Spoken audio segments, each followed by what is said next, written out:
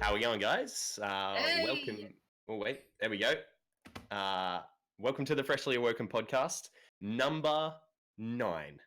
The big number 9. Next podcast is going to be double digits, but that's for the future. That's future hype. Welcome to podcast number 9. Today's topic is climate change. We'll get into the question in a little bit that we're going to start off with. But first off, we've got a couple of guests here before. We've got a returning guest and a newbie as well. But we've also got Fresh Plays Live. How you going, Fresh? Hey, Woke. Intro yourself? Not bad, mate. Not bad. I'm a little bit tired tonight, but that's okay. Well, I'm excited to talk about climate change, which is nice. Me too. Guys, I'm Fresh Plays Live. I will stream twitch.tv/Fresh Plays Live karaoke stream this Tuesday. Follow, right? Yeah, actually, you're on my thing. Definitely. And I might go next as well, just because podcast host, Mr. Woke TV. Obviously, got my little thing below me. I think is it Mr. Woke TV? Yep. That's my Twitch. Go there, chuck me a follow. I mainly play Fortnite, but thinking about getting into maybe Destiny. I'm watching a few Destiny streams, being like, oh my god, I might need to play that. But co-host this podcast with Fresh Plays Live, just because I love talking about different issues that affect the world and affect me and affect us all. So yeah, that's why I'm here. Vibe, do you want to intro yourself a little bit? G'day guys, I'm also a Twitch streamer. You can catch my stream at twitch.tv/Viiibe with 4 eyes. I usually do Fortnite streams, but lately I've been taking a bit of a break from streaming, which I'm going to get back into very shortly. I've moved up to Queensland to live closer to my girlfriend, and going to start pumping out a lot more content with my stream. I do a lot of guitar and music, and I really enjoy having good one-on-one interactions with people, and doing podcasts and things is really fun and interesting to me. So I'm really excited to talk about climate change, and I'll play you a little improvised song about climate change. Because people like intro songs about climate change. He's on a bit of a ghetto setup, so it's not full sound quality, but it'd be right. Sorry about the mic quality, but you can bear with me, guys. You know I'm excited. Okay. Hit us with it. I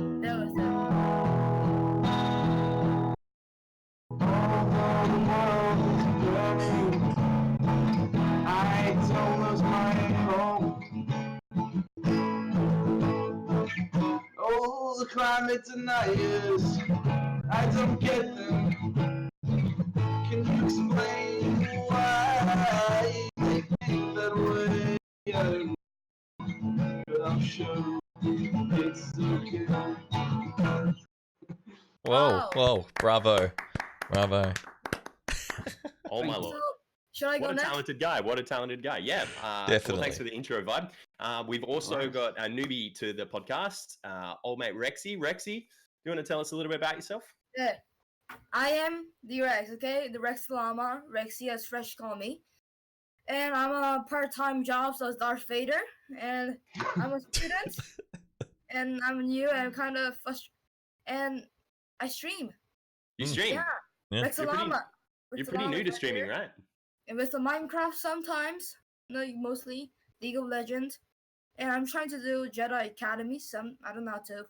I'll figure it out. So if you want to hang out, if you want to play with me, Rex Llama, right up there. Go and follow him, guys. He's only got 9 followers. So yeah, definitely go and follow Rexy. 9 followers. He's Rex the stars, this guy. I will be the 10th. Quality entertainment content. I'll beat the 10th if no one beats me. Yeah. He will be the 10th, okay? Someone will steal it from him, but for sure. And you also play the guitar. Yeah. I saw you add it out a bit earlier. Give us a jam. Give us a jam, Rexy. Come on.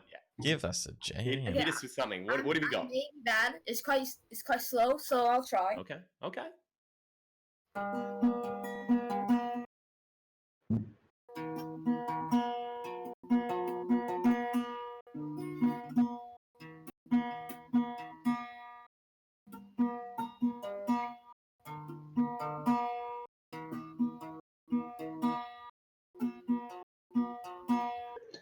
Oh, the climate's a changing.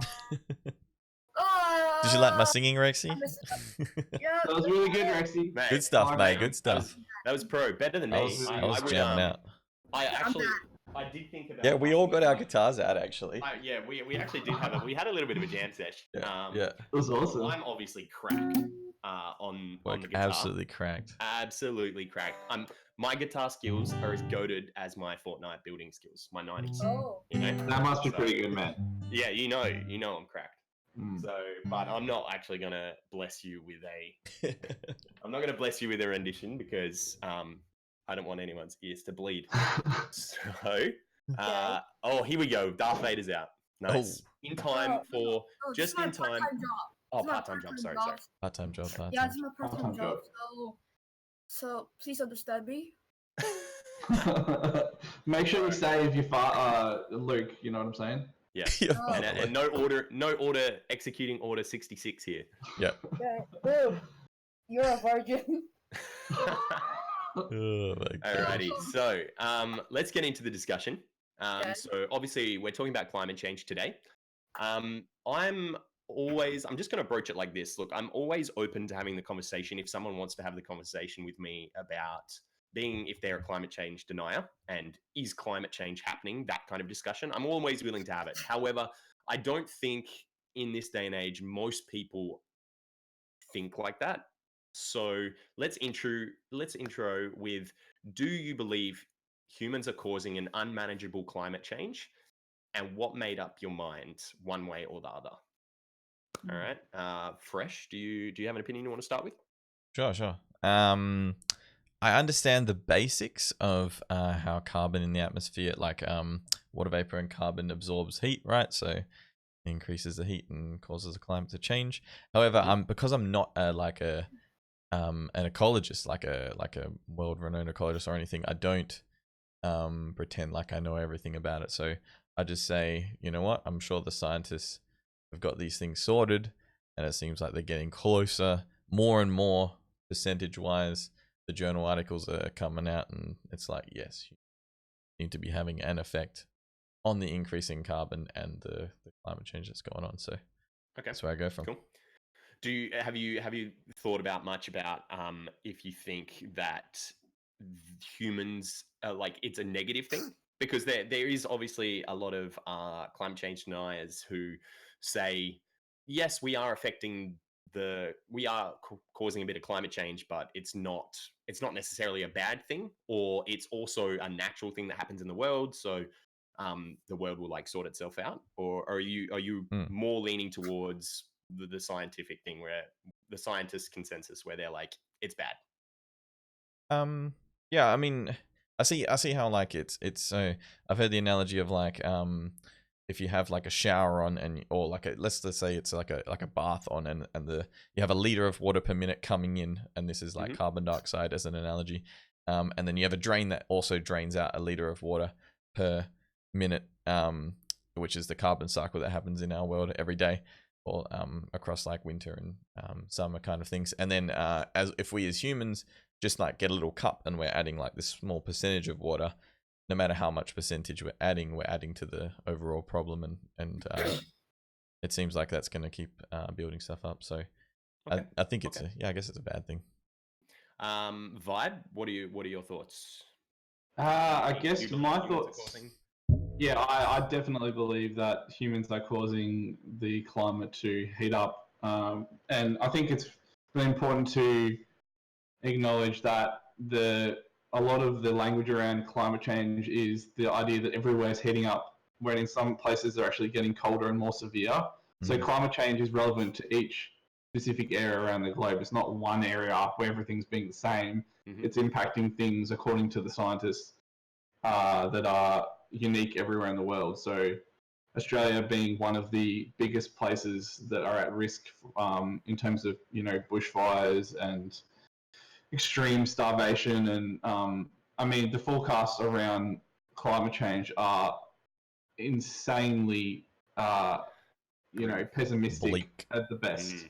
Like they're very bleak. So I haven't given up, and I certainly don't believe that we can't fix it. But if things were to maintain the way they are, which there's it's just us basically burning through the world's resources at an astronomical rate that's causing the planet to heat up to 2 degrees centigrade in the next 10 years, then we're basically like doomed in terms of that. If things go the way they are, there's going to be so many problems that we can't fix. Like, so I think it's important to acknowledge that's the starting point that I believe, and I trust the science because I think if you've gone to school and you learn logic and rational thinking, I don't know how you can't trust the scientists, because that's the way I've been taught to think.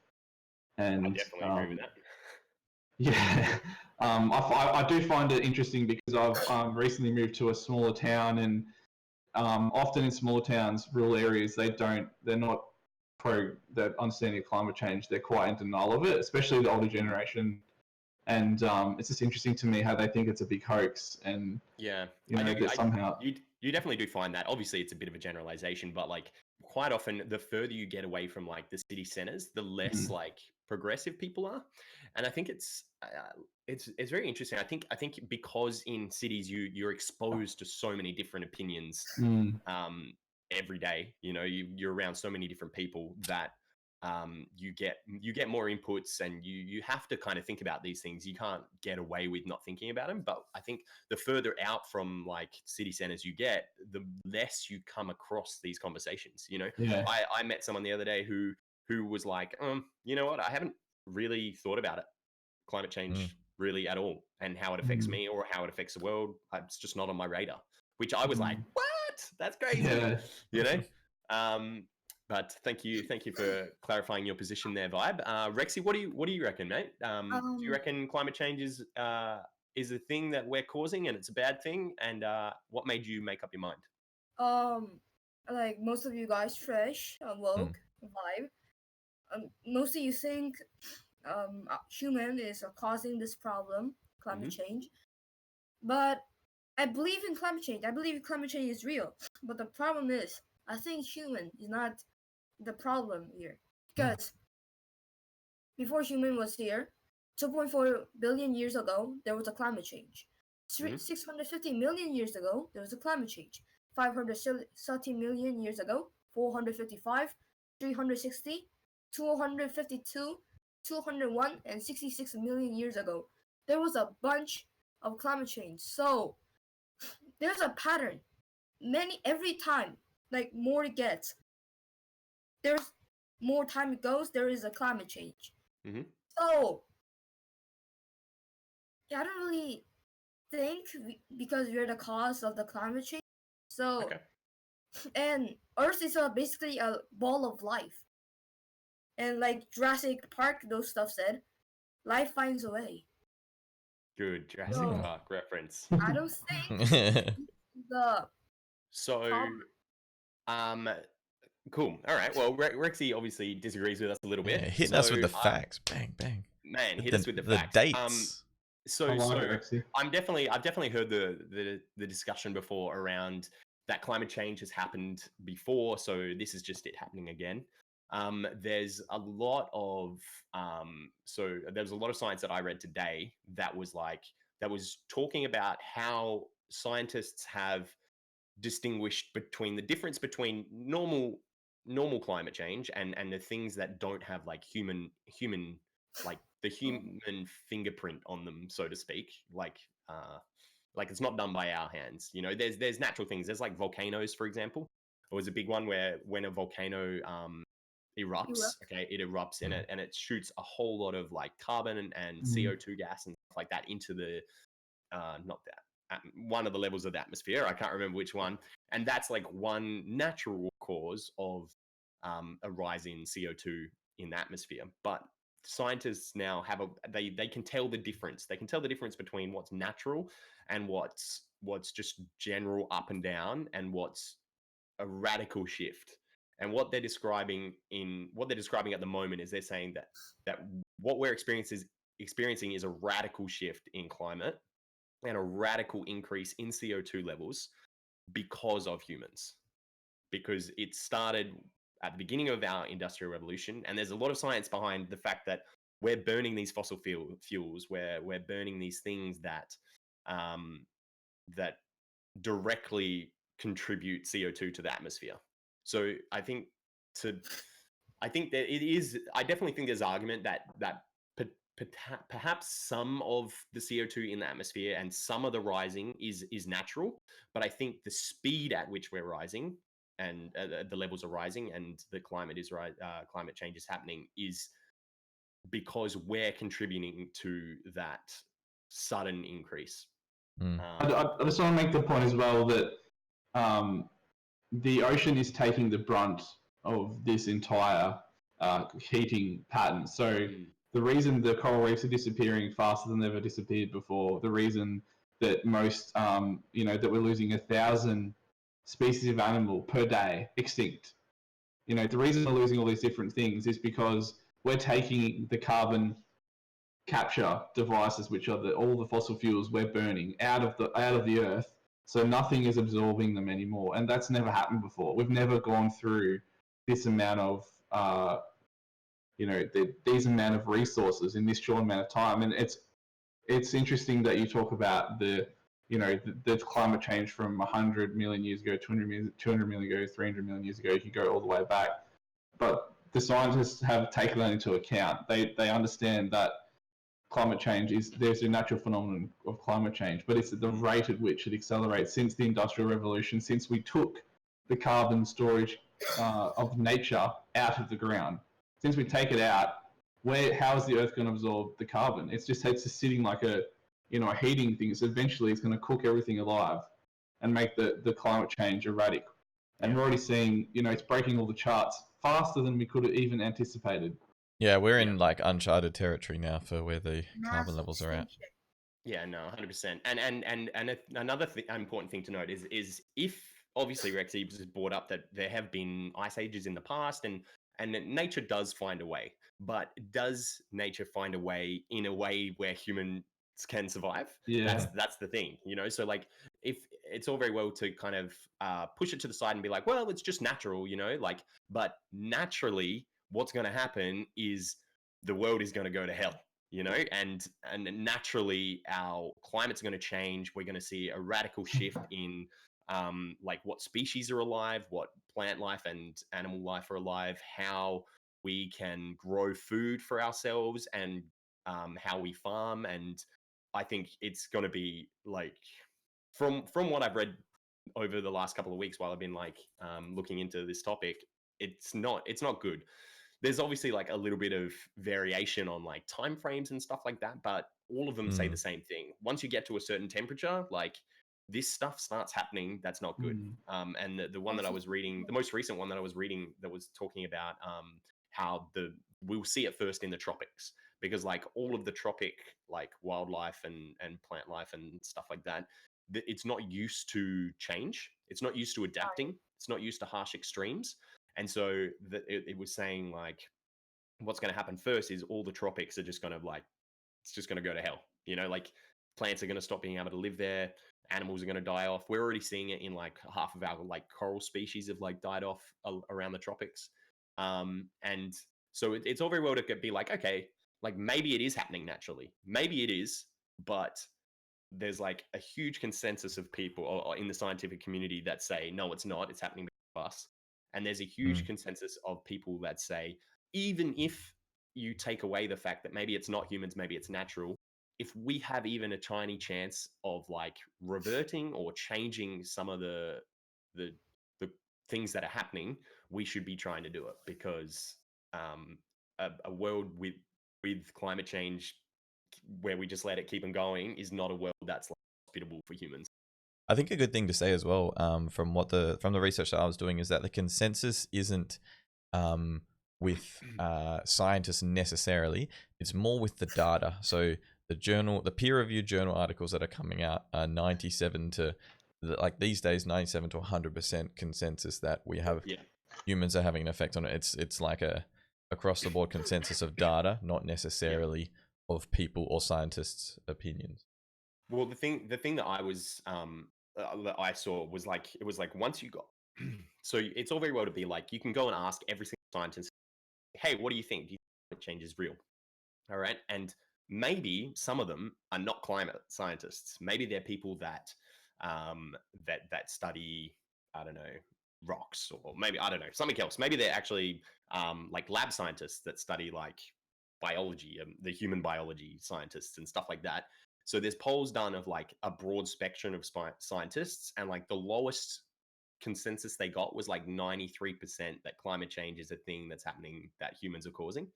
And that was with like a broad spectrum. And then it was like, if you go into like climate specific scientists, people that study this for a living, that have been doing it like their whole lives, they've studied it, they know the ins and outs of it, that's where you hit those like 100% surveys where it's like every single one of them is like, yes, this is a thing, like 100%. And I think, like I said this at the beginning, but I think we're like past the point. I think we're past the point now where like entertaining like someone who's like, climate change is not happening, full stop. I think we're past that point. And as Viiibe was saying, like the way I got brought up in school was science, you know, in maths and maths and physics, and everything you do in those subjects are all about like, where's your proof? Where's your mathematical proof? Where's your science? And when you see so much of the scientific community saying, yes, this is a thing, then you've got to act and start changing things like it's a thing. And I heard somewhere, I was reading somewhere as well, that someone that was like, well, scientists have been wrong in the past, not just about climate change, but about stuff in general. And I was thinking about it. I was like, look, I'm not going to deny that there is maybe a very, very small percentage chance that this is all just, I don't know, natural, and actually the world will right itself. But the problem is we don't have enough information yet, because humans have only been really recording data for the last like 1,000 years, you know, and science has only evolved to the point of like being really able to grasp this stuff in the last like couple of 100 years. So when you're saying like, well, maybe there's like a 1% chance that it's not real, what you're saying is, I'm going to take that 1% gamble on entire human. And I just don't understand how people can do that these days. I think that the hardest part is that, you know, oil companies have known about climate change for almost 30 to 40 years, and they're planned on. I mean, there's literally so much information out there about how they have designed their businesses around knowing the climate change is going to affect them and how they're going to mitigate it. They've literally built oil drills higher, knowing that the oceans were going to rise. Now, why would they do that if they didn't believe the science? Because they're not stupid. They know their businesses rely on, you know, not falling off an edge when climate change was going to hit. And this whole thing around climate change is making all the headlines now. It doesn't change the fact that they've known about it for 30 or 40 years, and it's just become more and more accurate every single year. It's not like it's gone from 50-50 to 93. It was 93% known 30 years ago, because science hasn't really evolved a lot in that time. I mean, it's just so hard to see that we could have mitigated this such a long time ago. And I think now it's so important that even if this is all made up for whatever reason, like you're saying, Woke, like even if it's all just not caused by humans, what downside is there to transition to an energy source that is 100% sustainable forever? The sun produces enough energy for the entire world's power in a year, in a day. Yeah. I mean, that's just, why would we not harness that? There's nothing to lose. 100%. Rexy, I'll be interested to hear your opinion on that. Obviously, as the one that's brought up the whole, maybe this is just the natural cycle of Earth. Okay. What would you say that it would be a smart idea to be like, okay, even if it is natural, maybe we should try to counteract it? Or would you say, nah, let's just like let bygones be bygones and take whatever comes? Oh, okay. Well, I think, you know dinosaur, right? Dinosaur die by a meteor, most of them. But some dinosaur, some lives. So the modern nature of the type of killing them was making fruit or those plant poisonous or have a seed in it. So I think that's the way of killing the dinosaur. But to the mother nature, to us, I think climate change is the way to kill humans. Because poison, we know them. We record them. We're not dinosaur. We know what they're doing. And seed, we can always take them off. But to the dinosaur, you just eat it. That's poisonous. So Mother Nature knows we are doing this climate change. I think this is the way human will die. So do you think Mother Nature is balancing the human overpopulation problem? Yes. If you don't know, 500 years later, if human were gone for 500 years, Earth will be fine. All will be clean, same again. So are you fine with that, Rexy? Have you accepted your fate that potentially within your lifespan, maybe the human race will get wiped out? Are you okay with that, or do you have a sense of self-preservation? So I think there's two ways. If we can prevent climate change, okay? We accidentally, or we try to, every people try to make Earth, the carbon dioxide gone. I think Mother Nature will strike again. Like in a different way? I think maybe disease or new animal, not really animal, more like bacteria.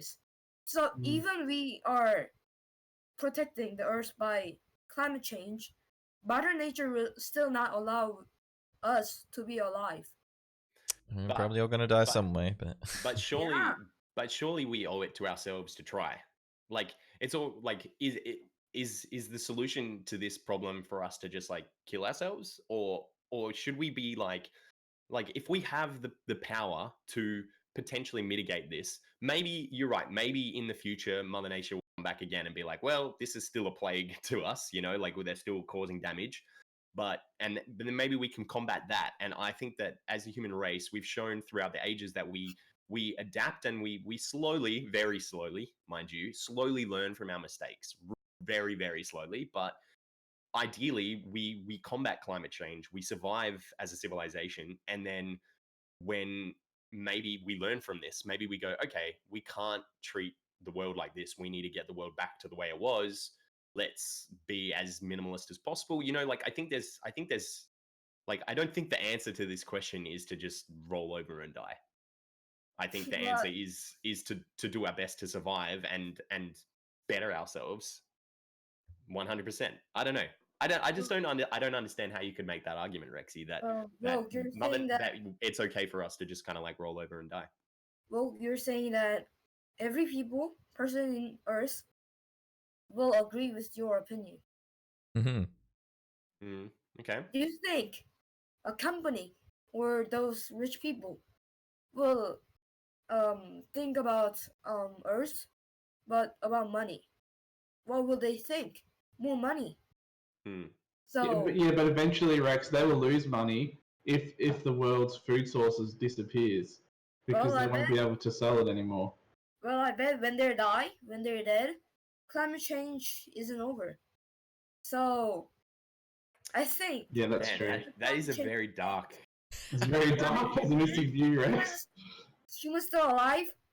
Well, probably we're not gonna still alive at that time.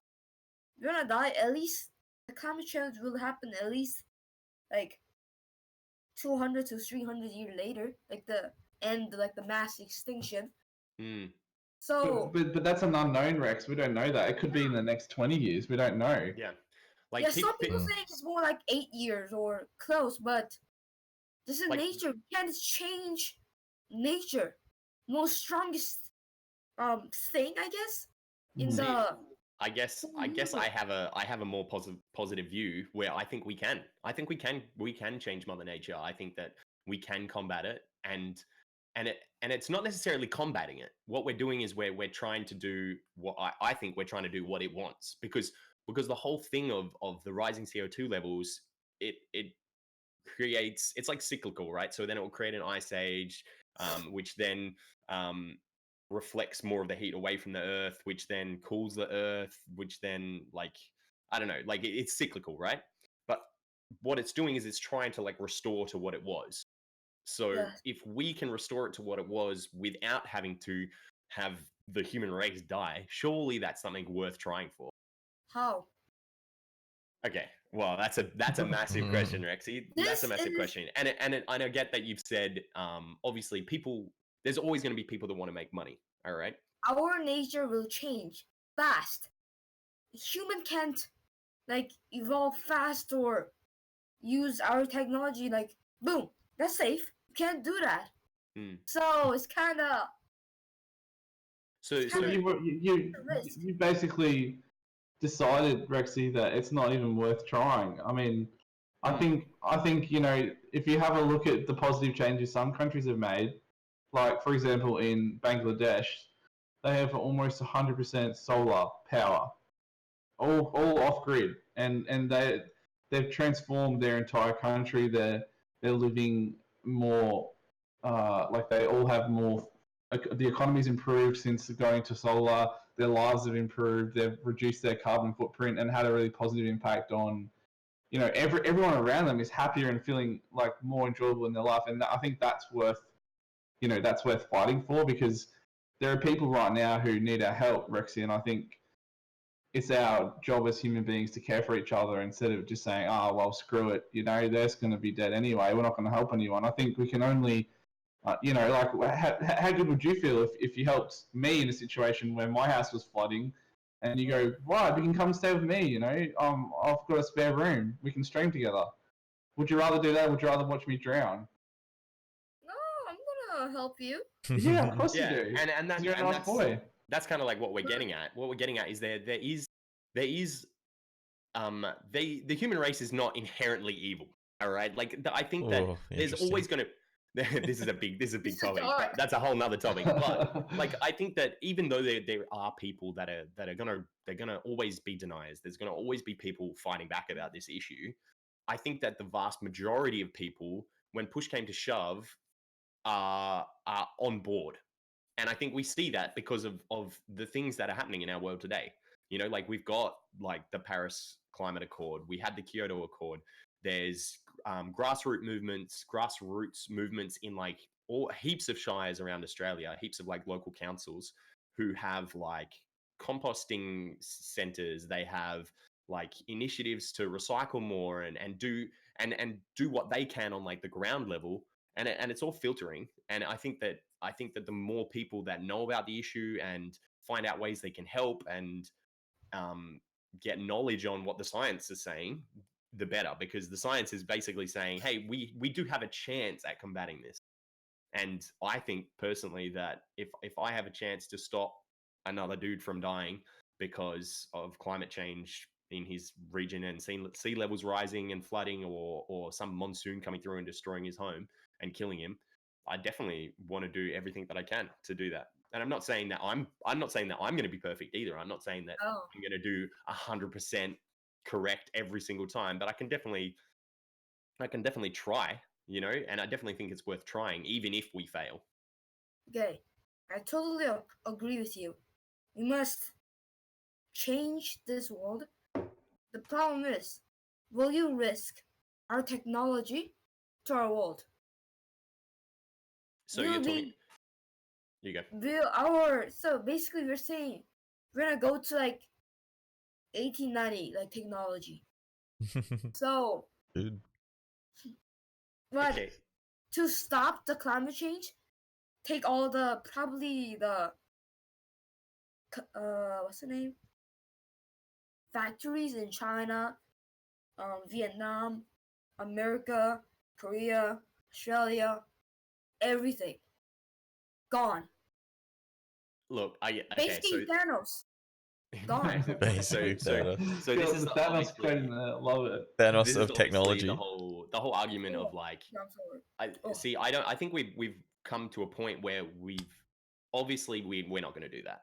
Okay, we're obviously not going to do that. But I think we're showing, and science is getting to the point where we're saying, okay, we don't have to go all the way back to like the Stone Age, basically, or like not the Stone Age, but like medieval times, and where we don't have technology, we don't burn fossil fuels, but we need to find a way to balance everything. And there's there's heaps and heaps of research into how to balance out our fossil fuels. Obviously, if we get to the point where we have 100% renewable energy sources like wind and solar and water, we're not there yet. But if we got to that point, then there would be no need to burn any fossil fuels, which is like, I think it was like quite a lot of the countries I was looking at today, 40 or 50% of it was between like 30 and 50% of their contributions to greenhouse gases was because of their energy sector and just burning coals and coal mines and stuff like that. So if we could get to 100% renewable energy, then we can do it 100%. We can have our cake and eat it too, you know? But obviously to get there, we need to focus on these industries, and we need to have our governments put in place subsidies for these they can get off the ground, and there's more investment in them. And we're never going to get to the point where our governments are doing that, and we are investing and putting time into these industries if we keep on having the conversation about not doing anything. And I think like that's a really good point. And the reason that young people are so invested in this more than anyone else is that the younger generation are so educated. Like you guys, like you're so smart. Like you've grown up with. Put your fingers down, mate. But you guys seriously are, like, you're so much smarter than any other generation by tenfold. Like the things you can do with your brains and the way the internet exists for information, freedom of information, means you can go and type in a question and find the answer to it like that. You don't have to go through the slow process. So we're so much quicker at learning, and I think that the more educated societies are 100% on board with this, and it comes down to education. And you know, once these kids are going to be able to vote, they're old enough to vote, it's going to change everything, because the old generation are the ones who grew up with the philosophy that fossil fuels were the key to every success in life. And I don't want to overgeneralize, because there are a lot of people who are older who definitely believe in climate change, but I think it's a big problem because they still don't vote climate change as the number one issue. Like, they care about it, but it's not the number one thing in their life. And for young people, they're smart enough to know that they're the ones who are going to have to live with the consequences of the past generations who have basically like pillaged the earth for all its resources and left the world in a dire state of environmental destruction. Because like pretty much if you're 30 plus, then you're probably not going to be having to deal with these issues, like the serious brunt end of it. Like if you're I think 30, you might even, I actually think it might even be 20 plus. Yeah. Because, well, I mean, people like the most extreme things they're saying. Yeah, well, I mean, like maybe human extinction won't happen in 10 years, but like there'll definitely be some catastrophic things, probably, most likely. Well, I mean, we're already seeing it. I know that the climate. Oh, you go. What did you say, sorry? No, I just said, Vive just said 10 years extinction is probably not gonna happen. But I just thought in 24 years human. But who knows? No one knows. No one knows. No one knows. But like the scientists, they have like a general. They say like, look, these are the things that are going to happen. We don't know 100% when. It could be anywhere from like 8 years to like 150, 200 years. But somewhere in the next couple of generations, we're going to see like serious effects from it. But isn't that an insane thing to think about? Like humans have survived for almost, 300,000 or 400,000 years since the hunter-gatherer times. We're going to kill the generation in 200 years. I mean, how can you think that climate change isn't real? If the scientists, they're the ones who literally their entire lives is based around studying these effects. If they're saying that it's possible for our race to die in 200 years, isn't that something we should be like, oh my God, let's do something about it? But I just think that people don't care enough about it. And I think maybe they are starting to now because of the movement that's going on with this. Maybe we can start talking about the school strike, because I think that's been something that it's picked up a lot of momentum, more than probably anyone anticipated in the last 6 months. 100%. And obviously, so not only have there been like the school strikes, but there have been what was her name? She did the Greta Thunberg.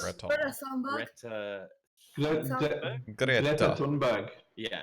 So like, and quite a lot of people, they're like, obviously there's criticisms, okay, and maybe the situation wasn't handled the best, but I don't think that what she's talking about has anything to do with. Obviously, I'm sure you guys have all seen this in the news or have heard about the controversies around her like mental health, and then like her parents were like mistreating her or something like that, and so there was like just a lot of stuff that was trying to distract from the issue. Yeah, people actually really jumped on board with like this Exactly. super ad homs and like just went ham and like, she's got depression. Of course she can't talk about climate change. Like, it was actually ridiculous. I was really surprised. Man, 100%. And I think all of the conversation around it was all around whether or not we should be taking her point of view or like listening to her. And I don't think that should have been the conversation at all. The conversation focused on the issue because she was just the mouthpiece. It's what hundreds of thousands of people around the world, probably millions, I don't know the exact number, millions definitely, around the world believe. And she was the mouthpiece for it. And they basically, when they're saying, oh, like she's not worthy to listen to, what they're saying is they're spitting in my face when they say that, because they're saying you're not worth listening to as well, because she was saying exactly what I think, and I think that this is something that it's kind of like, so with the school strikes, when ScoMo, for everybody listening, Prime Minister Scott Morrison, Australian Prime Minister. Australia, they call the Prime Minister ScoMo. ScoMo. Just I'm sure most of you are Australian, but ScoMo. I'm Korean. So our Prime Minister's name is Scott Morrison, but we call him ScoMo. But he basically, there was strikes, school strikes by students all across Australia, being like, we believe in climate change, we want action, we want the government to do something about it. And his response was, go back to school. You should be in school. You have no right to talk about this. Oh, right. You. Yeah. So can you imagine, Rexy? Can you imagine if you felt really, all right, and you were sharing your Sorry, opinion, you cut out a bit there. You felt really. Oh, sorry. If you felt really passionate about something, Rexy, and you were you wanted to voice your opinion to the government that governs you, and you were told to shut up and go home. Actually, in Korea, we have something called, I forgot the name, but there's like a project where it helps everyone. Climate change, homeless, like who's trying to do suicide. We have like this project. So it's unlikely, but still, if this happens, I'll Is it kind of like a social governing kind of thing? It's kind of. So okay. If this happens, I'll flip. Okay, I'm full Super Saiyan. Okay. As in, are you saying you don't want it to happen, or you do want it? No. I don't want this to happen, but this happens. Oh. Okay. Well, yeah, and like obviously you're entitled to your.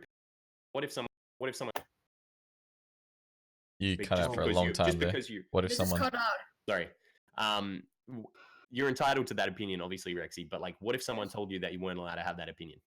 Like, you're not entitled to opinion because you're too young. Go home. Why? If I am young, I have a fucking iPad. So, yeah. Oh my gosh. Yeah. Full rage mode. Anyway, going back to we're kind of gone in a little bit off topic. Yeah, a little bit off topic. Like we're talking it's a good question, like is it moral imperative? Like, do we need to care about our neighbors? Do we need to, is it, furthering the human race? Is that like a question of morality that do we need to do that? Is that like everyone, and most people are going to say we need to further the human race? But I'm very, and then going back to talking about reducing our technology, I'm really, really pessimistic. I have quite a bleak outlook. I feel like we're probably screwed. I feel like there's so much motivation for the top dogs out there to keep making money off increasing their emissions, that I feel like unless climate change is either super complicated enough that it sorts itself out, or we invent new technology by the time we get to a point of crisis, things don't look very good. I can't see things changing. I think it doesn't matter what we do now. For example, the 1.5 degree is locked in. So there's no way to reverse that. It's literally impossible. Even if we sequester all the carbon out of the atmosphere, that 1.5 degree is locked in. So it's only preventing further damage what we're doing now. You know what's crazy about that as well? So 1.5 degrees, obviously, it's like what, 20 degrees compared to 21.5 degrees doesn't feel much hotter, but as a global average, 1.5 degrees is massive because the difference between us and an ice age is -5 degrees. So 1.5 going the other way is actually massive. I didn't realize it was anywhere near that big till I looked at the stats this week, actually. And the thing is that if you look at a world map of the places that are affected the most by climate change, Australia is one of the most affected places, and places that have very few green areas around the country. So the one country that is going to be the most livable will be parts of Canada that will have literally some of the only places that you can grow food. So to be able to grow food, you need a steady climate. You can't have up and down heat. You need steady rainfall, all those different things. And so people should buy land in Canada, I'll tell you what, because if the things go the way they do, that's going to be the most habitable land it's going to be in the world. Everyone's going to be going north because the heat's going to be just taking out all the harvesting potential, and there's going to be food shortages across the world. I mean, David Attenborough, who studied natural humans and all the different animals in the wild, like surely he's a good person to base it on. I mean, he's seen the changes that climate change has made.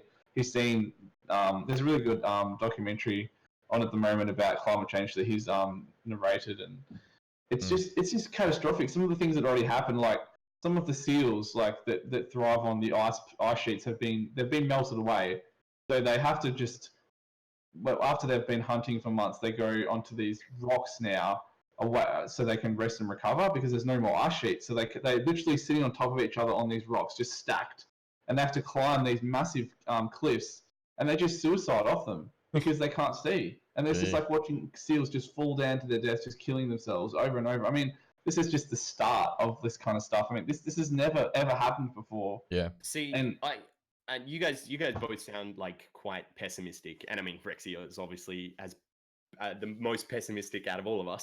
I definitely have a little bit of a positive outlook. I think that even if we get to the point where something disastrous happens, like something that displaces like hundreds of thousands, or I mean, we've already had that. We've already had hurricanes that have came through and displaced hundreds of thousands of people. But kills, a disaster that kills a crap ton of people, where everybody sits up and takes notice and goes, oh my God, we have to change. And there's it galvanizes us and we start a movement. I think that because they say that it doesn't matter how late we start, there will always be some sort of effect to what we're doing. Yeah. All right. So even if we start way too late, we can still prolong. We can still drag it out just a little bit. It might not be much. And in my opinion, I don't agree with you. I don't think that you can say if we don't start now, we can always improve the planet. I think that's what the scientists are saying is that if action isn't taken in the next 5 years, that 2 degrees will turn into 4 degrees, will turn into 8 degrees, will just melt the planet. No. I think I'm like you. I'm half glass full. I haven't given up on the idea that we're going to solve this crisis. I think that's kind of like a dark way, and I wouldn't get up in the morning if I thought that. I think if you just look at the positive changes people are making, they are there. They're maybe not happening quick enough, but this strike is bloody amazing to me. I mean, I personally participated in the strike, and seeing the passion people had. I mean, I saw people who were in their 70s coming out and just in wheelchairs and in the hot sun, just chanting, "We want action on climate change." People care. People really do care about this, and 4 million people in Australia protested for the strikes. 4 million. We only have 20 something million people. We have 2 million people in Perth. That's more than double Perth. That's it's crazy. It's almost a quarter. Oh wait, what? A fifth. That's a fifth of our whole population. Pretty much. It's the biggest strikes since. It's even bigger than when we were going to go to war for Iraq. I mean, this is seriously dominating people's thought headspaces, and I know people who work in the field of renewable energy and things like that, and it's just growing exponentially, every single day. It's not slowing down. It's cheaper now to run 100% renewables than to have any nuclear power. It's completely negated the need for nuclear power. I mean, that argument may have been valid, but now it's so cheap for renewable. There's such a drive for it, and that's something to be hopeful about. I genuinely think 100%. 100%. And sorry, I wasn't saying that if we only start in like 10 years time that we're going to be able to save ourselves. I'm saying that like at any point when we start taking like real intense action on it, we're going to be able to push the timeline back. So it's never too late to start is what I was more getting at, rather than we'll be okay, we'll just start in 10 years, you know. No, you're right. I'm saying that I think that it's a slow thing. We're slowly changing, but I don't think it's fast enough, and it's going to take some drastic event to happen for the world to really sit up and take notice. And it's going to take people voting for those who are actually going to do something about it. I mean, 100%. For example, in Australia, it'll have to be a change of government for anything to happen with climate change, because the people who are in power are climate denialists, you know. My whole thing, and Vibe's a lobbyist on our podcast. Definitely. Why people care about the climate, I put in there government action and what we need, and government action is not the right thing. What we need is voter action. We need people that are willing to put aside the other issues that are important to them. Because, and I personally did that the last Australian election. I looked at what everybody was doing, and there were other issues that I cared about. There's obviously I'm more than just like climate change is a very small part of what I think about in my day-to-day life. You know, so there's a lot of issues that were important to me, that I voted for someone that probably I usually wouldn't have, just because they were the only one that I could see, or like one of the only ones that I could see that was taking a real hardline stance on this climate change issue, and had a real plan for what they were going to do. And I think we need more people that are willing to put aside maybe their selfish desires and go, oh, I really want weed, you know, and so I'm going to vote for someone that's like pro weed, and go, okay, well, this is something that is affecting the entire of the human race. So I'm going to, for the next 8 years or however long it takes, I'm going to have to the people that are doing the most of climate change, which is, I know, a lot to ask. It is a lot. Yeah, I'm not overly hopeful. I don't know. Like Vibe was saying, like we're seeing like serious turnout things. And of those 4 million people that went to the rallies, there's another 8 million that stayed at home, you know, and who I believe in climate change and want to do their best, but they're not really quite sure how to do it. Yeah. And I think we're seeing real like a bit of a momentum gather up here. And I think I'm really hopeful. I've got a positive outlook. And it does seem like it's better than it's ever been before. That's for sure. And I get that you say that like there's always going to be those people that make money from it.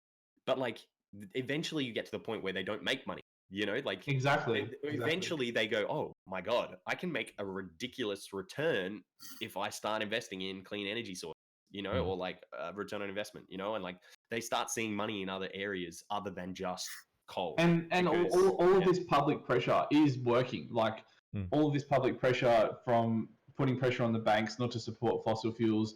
Like I know that a big thing in Australia, I'm not sure if you've heard of this, but it's for all the people who are not from Australia. We have a mine going up called the Adani mine, and it's one of the biggest mines to mine for coal. And it's a very like sort of, I guess, political issue, or just a very hot topic at the moment, because a lot of people are not really in support of it. Some people think that it's beneficial for the people who need jobs in northern Queensland, and it just hasn't been able to get up. So the amount of public pressure when it comes to funding for the train link to get the coal out of the ground, because they have to set up that before they can even start mining the coal, it just keeps being rejected, because people keep saying that they don't want to support a bank or anyone. They don't want to be tied to that fossil fuel dirty word. It's having an impact. Like it's the social pressure. The social pressure is changing behaviours, and even though the government is just failing miserably with doing anything seriously, it's like you say, it has to be a grassroots campaign, because that's what is going to make a real change in society. Like this strike is totally grassroots. It wasn't set up by a lobbyist group. It was set up by kids, literal kids who have nothing but their own views. Like, are you going to try and tell a kid how to think? Like a kid is going to say whatever they want or think whatever they want. Like, I mean, the idea that they're brainwashed into thinking that way, I just don't understand that. If you ask a teacher, you know, Fresh, you work at a school and stuff, and you would know better than anyone, like how, you know, how kids think. Yeah, I mean they're ridiculously progressive compared to us and adaptable. Me? How about me? Except Rexy. Nah. Except Rexy. Rexy, you're a very smart kid. Yeah. Very Rexy's smart, progressive, pessimistic 14-year-old. Yeah, he's just very pessimistic. Yeah. No, don't do that. Not on Twitch, mate. Yeah. Look and Vibe said about we should change stuff and those stuff. I think, yeah, we must do it. But like Fresh said, we're screwed. Look at us. What he said. I did. I should clarify. Yeah, I know you keep going. Sorry, you keep going. Almost every peninsula, including Korea, is gonna sink, and we can't just get all the factories out, and look at the most strongest country, America. They're doing nothing. That is a good point. Saying this is fake. That's a good point to look at the countries that can make a big difference, because in Australia, sorry, yeah, what was that, Rexy? Yeah, you go. Plus, this is another climate change that will happen by nature, but including what's the name? Humans assist. This is more bigger than we ever had in Earth history. So we're kind of screwed. Well, hopefully not. Hopefully not. But doesn't that galvanize? Doesn't that like make you want to fight back, Rexy? Like I just don't. Well, you can't. I disagree. I think you can do the best. You can only do the best you can, right? But like, surely when you're like, when you look at it and you go like, man, we're screwed. We're fucked. Surely you go like, man, who are these people that are fucking me over? Because it's you're part of that generation that's getting screwed over, you know? And surely you want to fight back against that. Rexy, stop doing that on Twitch, mate. Stop that. Rexy. Oh my gosh. Rexy, listen, I've got a serious question to ask you. So, you know how you're saying it's doom scenario in your mind. It's over. We've lost the war in your mind. Like, it's going to happen no matter what, is what you're saying. Yes. And why I have to ask you, why is it that you don't trust that things will work out? Like, where do you get this pessimistic view from? Why do you think that we can't change it? I think some is by the influence by my dad. Okay. My dad think the same way as I think. Well, I think the same way as my dad think. Good way to put it, yeah. Because from when I was young, history, science, he taught me, so I think because of that. Okay. All right. That's a good thing to respect your dad and keep. No, 100%. And I know that when I was growing up, I definitely took a lot of my points of views and my knowledge that I gained of like the outside world was all kind of filtered through like my parents. Yeah, definitely. Yeah. Because they're the connection you have to the outside world, the real world, you know. And so they obviously color your views, but it was only when I started. When I realized, to be honest, the internet was what helped me. When I had open access to the internet, was like, it was when I could start researching for myself. It was like when my dad would say something, I could go online and I could find out several different points of views about what he was saying, that I started kind of like being like, okay, you know, maybe I don't 100% agree with everything my dad says. Yeah. But you only start thinking about that when you're a bit more of an adult, like 18, kind of leaving school kind of time. For sure. No, 100%. I think, Rex, you are a very smart young kid, and I think that you should be admired for how you're even, you know, the way you're phrasing your arguments, very intelligent and not lazy. In his second language as well. This is ridiculous. In his second language. I think you've got a lot of potential as a young kid. Yeah. And also the fact that you're willing to even have the conversation is it's really good, Rexy. It's good. Better than so many people. I want to share my idea. I definitely think that there's a lot of nuance around this subject and a lot of research that I did probably like 8 or 9 or 10 hours of reading this week on this subject because it was so fascinating. I couldn't stop myself. I was like report after report after report, just because every single one, it's just fascinating. So I think we could go to the country. So like I mean, in Australia, we account for like it's like 1 to 2% of the carbon emissions in the world. So a lot of the time we can say we really need to look to the big producers or the big the other countries who are really who are affecting the world and producing all of this carbon. And I completely agree, but I also think we have to lead by example because it's all well and good to be like, you guys need to stop, and we're still doing whatever the hell we want. It becomes very hard to do that. So China's the biggest one by percentage, and I think and America's the biggest one by capita. So scaled in with population, if you know what I mean. And Australia's number 2, isn't it? We're quite bad per capita. I don't think we're number 2. We're not number 2 per capita. We're like number 20, and I think Korea's like 3rd, 4th. Wow, really? I didn't actually look at Korea. A lot of industry. Where does Samsung like those? Where does it come from? China, Vietnam. We send them, gave them money to make them.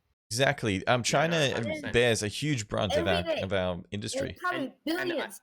I was thinking about this. I was thinking about this today, actually, Rexy. The fact that so it's all very well of us to say oh, okay, well, this much of the emissions is actually from China, but what percentage of China's emissions are actually because we get them to produce all the stuff for us? So it's not really China's fault. Yeah, well, I mean, I think they definitely they're still in that age of discovery where they're discovering industry, where they're not that they're discovering. They're obviously at the forefront, but they're willing to push the boundaries and go beyond and go further and further and further and further. And they've got the perfect government structure to be able to do that unchecked.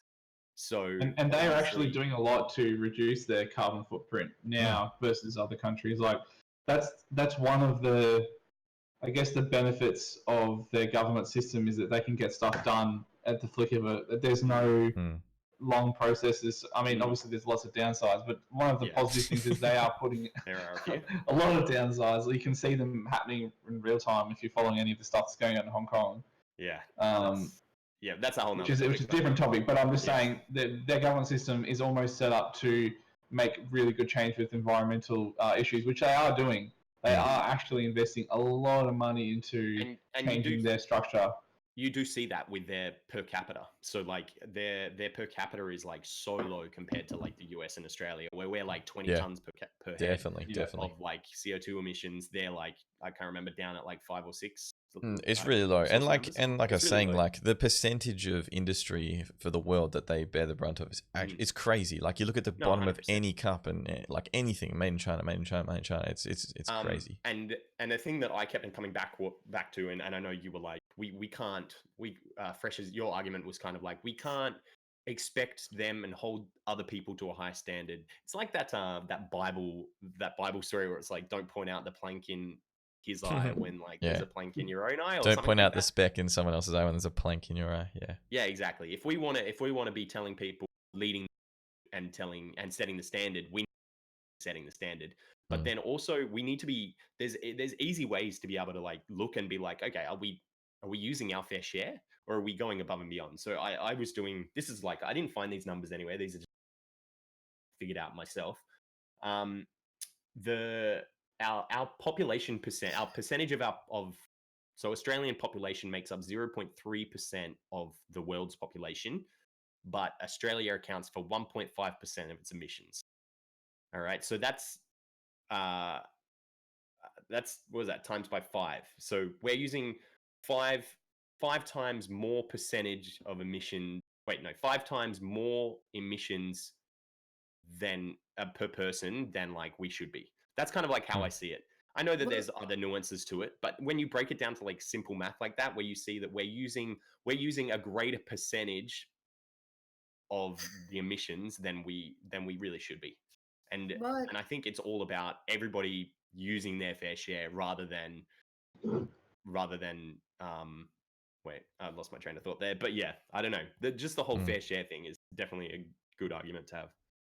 But to Koreans, Americans, Japanese, Chinese, Vietnamese, to Australian is quite low, because if you think about it, where most of America's like food or like those stuff, companies, cars is made in China or Vietnam. Mm-hmm.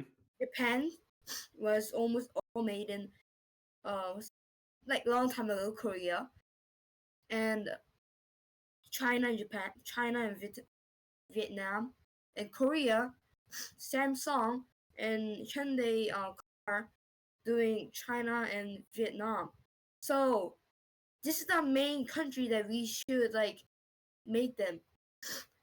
So what you're saying is like 5 times, was it? Yeah, 5 times Australia being greedy. So if you really think about it, Korea is like probably like incredibly high. Think about it. Yeah, well, I think that I don't know. I didn't should have knowing that you were going to be on the podcast, Rexy. Sorry, but all I know is like if you've got numbers that are showing that you're using way more of a percentage when in to do with emissions than you have just population, there's something wrong there. Unless you've got like a serious industry that shows why. And in Australia, we have a coal industry as a huge part of the Australian economy. So that has to do with why our emissions are so high. But then we can combat that by reducing our need and our focus on that industry. And I think that that's what we're seeing in political forums and stuff at the moment is a lot of pushback on the coal industry and being like, okay, we're not saying we need to shut it down right now, but we need to start reducing our leaning and our emphasis on it because it's doing nothing but harm. Can I question you? Go for Australia, carbon dioxide emission per capita? Per capita, we were at 21 tons of CO2 emissions per capita. In 2019 so far. Korea 2014 was 11.57 metric tons. Yep. So that's still relatively high, but it's not as high. Australia's population is incredibly big to Korea if you like compare them. Is it? No, Korea's is bigger. No, Korea's is bigger. Doesn't know. 100%. Wait, no. Korean. You have more than 24 million, I thought. Population. Oh, 51.47 51 million. Yeah, double population. Okay.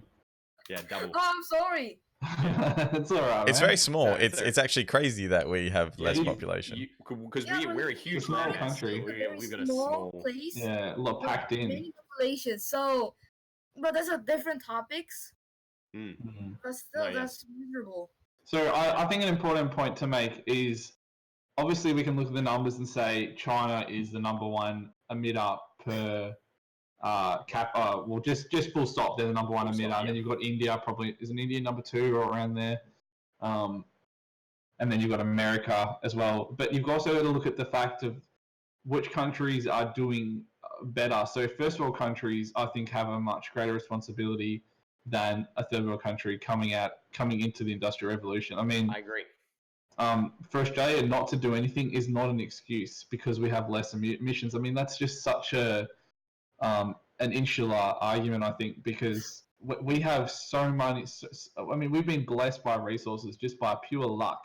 You know, we came here as convicts and we got all this land for free, basically, and then all of a sudden we're not responsible for the climate because we have less emissions. I mean, I just don't understand that. We're a global leader with. I mean, we have the Great Barrier Reef right next to us that we're destroying, literally, costing. That was the thing with the Paris Climate Accord. So like we committed to reducing our emission by 26 to 28%. 26 to 28% by 2030 on 2005 emission levels. Yeah. So, but that was like everybody. So the UN climate analysis thing that they did at the time suggested that Australia should be looking at potentially trying to reduce it by 46 to 50% or something like that to be an effective amount. And so 26 to 28% is literally the minimum. Where our target is the minimum that and we are the third world country. We're one of the top performing countries in the world. I think as and I don't want to, I'm not using privileged in a bad way, but when you come from a society that's so privileged where I have the life where I can choose to focus on climate change because I'm not focused on the fact that I'm starving, the fact that I don't have a house to live in, or the fact that my entire family is living in poverty. You know, we are so blessed in Australia that most of us can have the time and the space, the headspace to think about this stuff. And so we have such a greater social responsibility to actually look at it and to contribute a bigger percentage. And the fact that our government was like, yeah, but we're just going to do the bare minimum, and then not even achieving the bare minimum is just makes me feel like our government is an absolute joke. And I mean, that's just another one of 1,000 things where I look at the Australian government and I go, what a fucking joke. Hashtag politics. Hashtag Australian politics. Hashtag ScoMo. So I have a question to ask you guys. Why do you think politics and climate change coexist or intersect, and why is it that it's so politicized? Like scientific, I mean, climate change is based purely on logic. There's no emotion that derives the data. So why is it that all these countries around the world, including Australia, have such a political divide in climate change? I think it's because Fresh. Do you want to go? Yeah, sure. I think politically, everyone like politics can be like a religion for people, right? If you're allied with the right, you feel like that's where you need to stay with everything, and what Trump says goes. And like, if you're a progressive person and you're allied with the left side, then people kind of tend to stick to their parties, right? So whatever that party's pushing, we often are blinded to other things. So we kind of put the blinkers on to what the data can say, and we can just go, yeah, well, if my party's saying this, I believe that, and that's how it goes. I was thinking more taking it down the lines of like the fact that for us to really get somewhere, so like the big contributors to CO2 emissions are like the energy industry. They're like the car sector, transport sector. In most countries, they're the two biggest like contributors to climate change. And for us to have like a real tangible impact as a nation, we really need the government to step up and start regulating, to start subsidizing renewable energy sources. And all of that stuff gets done through regulation and through government control. And I think that's why it's become so politicized, is because we need that. There's someone saying, yeah, we need that. And then someone, hey, this is my chance to get forward. This is my chance to get one up on this guy, because there's a lot of people that are saying we don't need it, and I'm going to get their votes if I say I'm against you. And I think that's why it's become so politicized, is because I think we do need government intervention as much as the grassroots is really, really important. I think that there are certain parts of it that it's going to take too long for us to do using the grassroots method. And so for us to really make a tangible impact right now, it has to be politicized. And that's why I think it is so politicized, because it's necessary. I totally misunderstood that question, but I know what you're saying now. No. Well, your point was 100% valid as well. Yeah, I bet. Yeah, different question. Yeah. People assign, obviously they follow a certain ideals, and everybody likes to belong to something, and that's a huge part of it as well. You know, I'm sure there are people out there that don't give a flying fuck about climate change, who are actually just on board because they're what their party's on board about. You know. Yeah, definitely.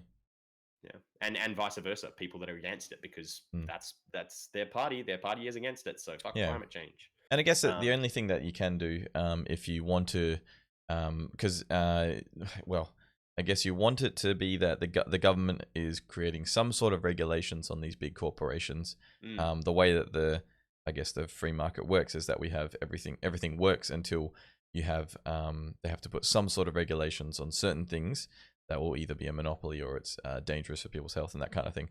So you want the government to put some sort of regulations there. So as people, we try and vote for the government that's going to help that. So politically, we've got to be aware of where they're putting regulations.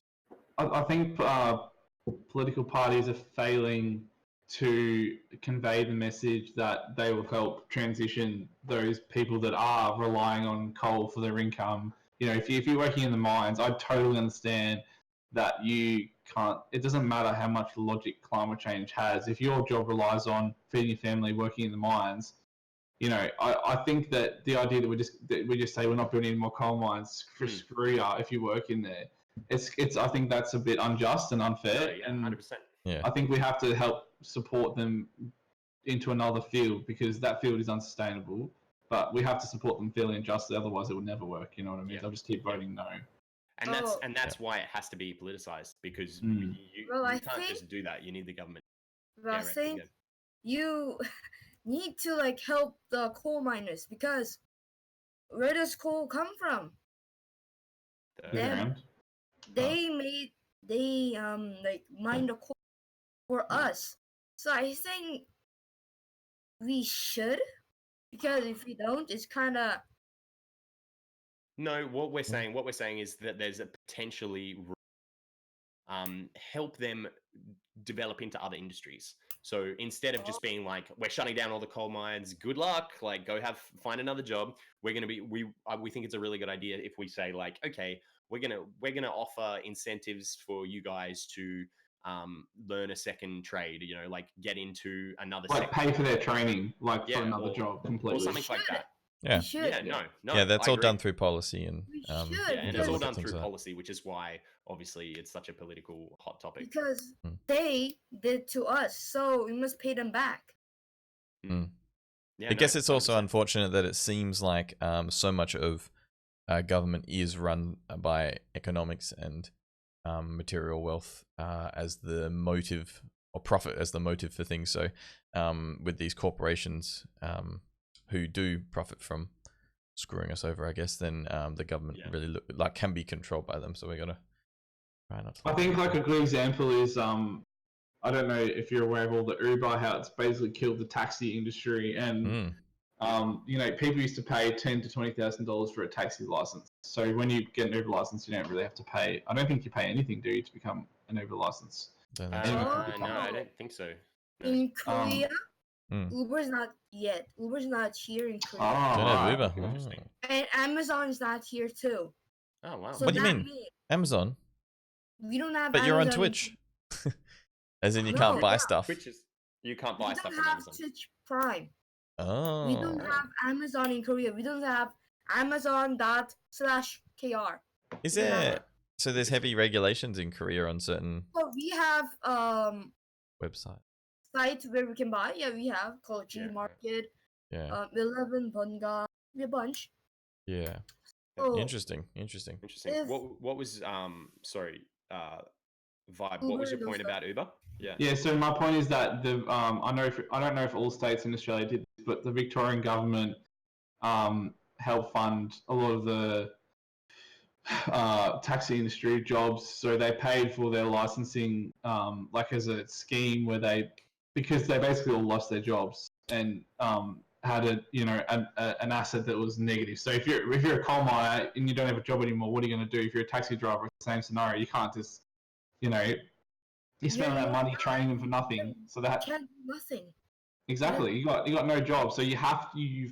It's only humane to fund their training into a new field and to support them to something else, because Uber was going to happen. Like Uber just happened because it was a better. I mean, the taxi industry was failing the same way the coal industry is failing, and obviously this one's much more impactful because it's the environment and our health is at stake and different things. But I think it's a good example that you can transition from coal to renewable fairly if you pay them. Pay them fairly, train them. Don't leave them in the dark, because you won't win their vote if you go, you're working in a dead industry, mate. You get a new job. Like, that's the kind of attitude I think the last government took, and I think they lost a lot of voters too because of that. They just kind of assumed that people cared more about the climate than their job. Yeah, and I think they turned a lot of people off, like wanting to support climate change, because it galvanized them to be like, okay, actually, I need to fight this issue, otherwise I'm going to lose my job, which doesn't have to be the case. It doesn't have to be a black and white answer. It can be a slow trickle. It can be okay, we're going to slowly shut down these mines. We're gonna create a plan to sustainably move ourselves off of coal and coal production. But there's just been no looking at that. All they're doing is there's either a hard look or there's no look at all, which is obviously we need to fight that. I wanted to talk a little bit, unless anybody else has anything to add on the politics topic. I really wanted to talk a little bit about kind of like everyday stuff that you can do, what like people can do just in their day-to-day life to kind of help combat a bit of climate change and the negative aspects of it. So obviously from looking at a crap ton of graphs, you have no idea how many graphs I looked at this week. I think actually, Fresh, you put in your notes, oh my goodness, where was I? I've lost it. But you were like, I don't understand how many, like, all these graphs. There's like literally, I saw so many graphs. Did I put that in my notes? I don't think I put that in my notes.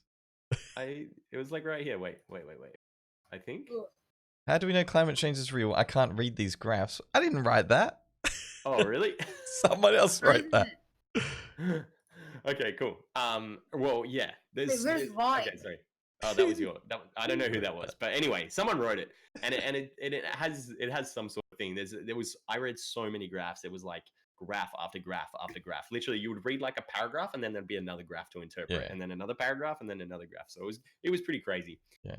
Here I was thinking Fresh was just an idiot, but I feel like probably Yvette's got in and wrote or something. Maybe. So basically, looking at all the graphs, by sector, the biggest contributor to like CO2 emissions in most countries was either the transport industry or the energy sector. So there's not a lot we can do with the energy sector unless you're willing to fork out for getting like solar energy and stuff like that. But driving your car less is like a huge thing that you can do to help reduce your emissions. What was up, Rex? You said about energy, like coal and those stuff. Yeah. In Australia, do you have something called sunlight energy? Solar energy, yeah. Solar energy. Yeah, you guys have it, right? Yeah. How about heat energy? Do you have it? We don't have any geothermal, I don't think, in Australia. No, we How about wind energy? Yeah, we got wind. Heaps of turbine farms, yep. And some water energy, do you have it too? I don't know if we have hydro. I don't know. Yeah, we do. So, we do have a bit of hydro, yeah. Yeah, we have. So, if you really think about it, we can use our nature stuff to, like, use it. So, how about this? Make coal miners, take the coal miner job away and teach them about those jobs. Oh, yeah. 100%. Good point. So, they made energy, and they made energy again. Yeah. Yeah. You're right, Rex. You're right. You're definitely not wrong. He cracked it. He cracked the code. He's cracked the code. I'm Rex, he's out here. He's cracked. Genius. Genius. Einstein. What is he doing? He's flexing. He's flexing. He's flexing on us. What a Good genius. Rexy. Well done. Yeah. Well, obviously, if you're trying to reduce your energy consumption, then you can use like, I mean, wind is not really viable for like for personal use, but I know heaps of people that I know in Perth that have got like solar I've got panels on their solar roof. stuff on my roof. Yeah. But I know a lot of people now that have enough solar panels to completely offset their energy bill, or like to completely offset the amount of energy they use through or like electricity, which is really important. We have like a minimum amount on our roof, and it's hundreds of dollars a month that it does. Exactly. Yeah. Really? Not a month. Yeah. Every bill, which is 3 months, I guess. So we're pretty much at the point where you can live off solar energy very easily. Oh, so in Australia, you guys are doing like teaching kids to like, we're gonna die if we don't like do climate change. You guys? I mean, we're not teaching them that, but that is the general consensus. So yeah. I want to know, what does Australia do to climate Not change? much about not enough. Well, I'll tell you what. That's what we're talking about. We're saying we need to be doing I'll tell you what, the Australian government doesn't do much, but companies do a lot actually. So in the business community, a lot of businesses will pay someone to offset their pollution by planting trees, and the more trees you plant, it captures the carbon so that it offsets everything that you put into the atmosphere. I think that's better than governments doing, because if governments force them to do it, it will kind of like people won't like disagree. Like, humans have like those stuff. So that means if company do it, you get the product, like trees and I think that's better. So what? So in Australia, companies are doing more in those stuff. They're definitely doing more now. Like, for example, when you fly on a plane, you can tick a box that gives you the option to offset your flight so that you have no pollution from, like, all the pollution is offset by planting trees. So Qantas, for example, our biggest airline in Australia, you can tick that option. Virgin, another airplane company, does it, and often a lot of the big banks in Australia now are doing a lot more in terms of, having a lower carbon footprint and those things. And also a lot of things are happening in the schools. So like, obviously, like you were saying, Rexy, that teaching kids to tell if you don't stop this, you're gonna die. I mean, not exactly in those words, but more along the lines of that you can, if you live this way of life where you focus on, not throwing away lots of plastic and recycling what you use, reusing things. Money. Huh? Just not focusing on money and those stuff.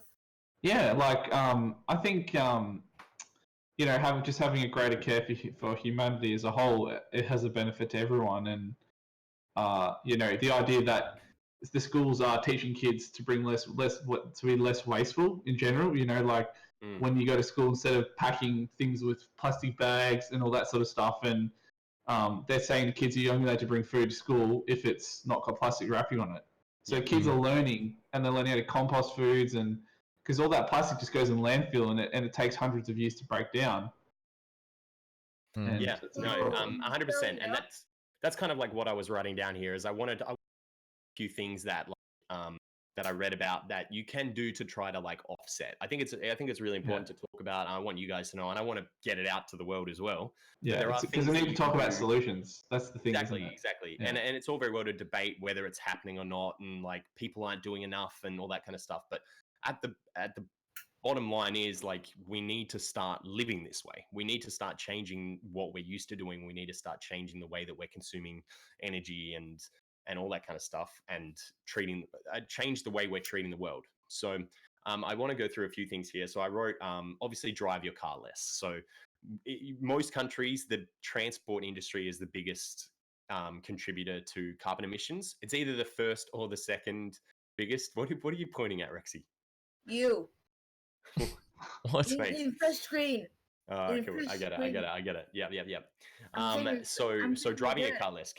Would you guys all agree that would be a massive help? Definitely. Obviously. I think that's definitely plausible in the cities, but I think in the more no, 100%.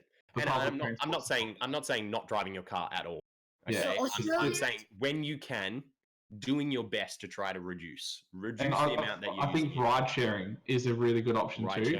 I think a big problem is that more than often people drive solo, and it's just such a waste of resources to not share a car with someone. I mean, we've got a big 4-wheel drives on the road, and people are driving solo down the road. It's just crazy. Yeah, no, it is crazy. I agree 100%. I have a question.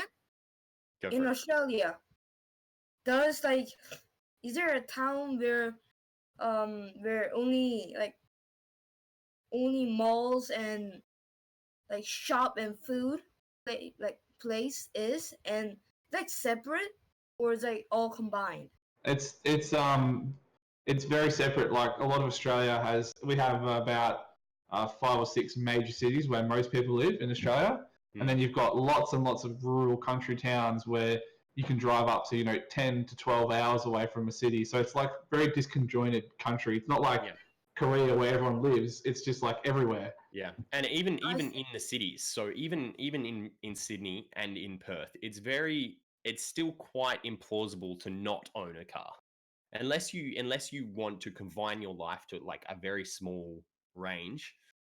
Like especially in Perth, like if I want to visit my family, taking public transport's not an option.